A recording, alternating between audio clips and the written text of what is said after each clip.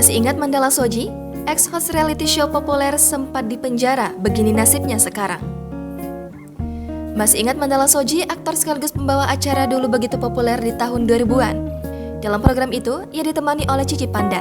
Keduanya turut menjadi alasan kesuksesan Termehek-Mehek. Namanya mulai dikenal setelah menjadi host reality show populer bertajuk Termehek-Mehek. Termehek-Mehek tayang pada Mei 2008 silam dan begitu populer pada zamannya. Reality show ini membantu kliennya untuk mencari orang terdekat yang hilang atau tidak diketahui keberadaannya. Seiring dengan berakhirnya reality show ciptaan Helmi Yahya itu, kini nama Mandala pun turut meredup. Lantas bagaimanakah kabar Mandala Soji kini? Di tengah kesibukannya mencari nafkah, Mandala kerap meluangkan waktunya untuk keluarga. Ia kerap membagikan potretnya bersama anak dan sang istri tercinta. Mandala menikah dengan Marida Deanova Safriana pada 2011 lalu. Namun mereka diketahui menikah secara siri terlebih dahulu pada tahun 2009 silam.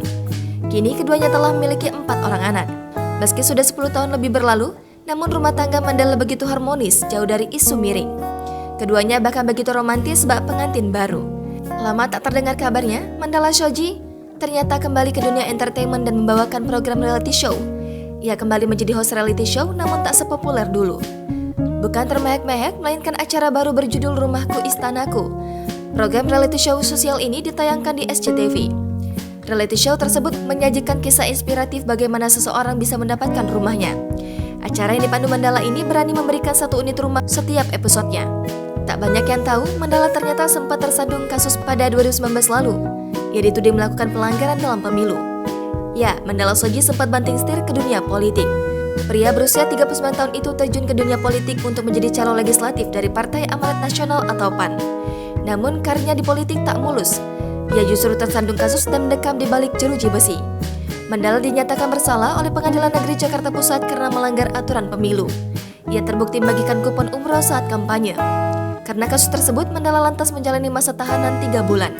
Selain itu, ia juga membayar denda 5 juta rupiah, subsidiar 1 bulan penjara. Mandala Soji mendekam di Rutan Salemba 2019 lalu. Jangan lupa subscribe, share, komen, dan like ya.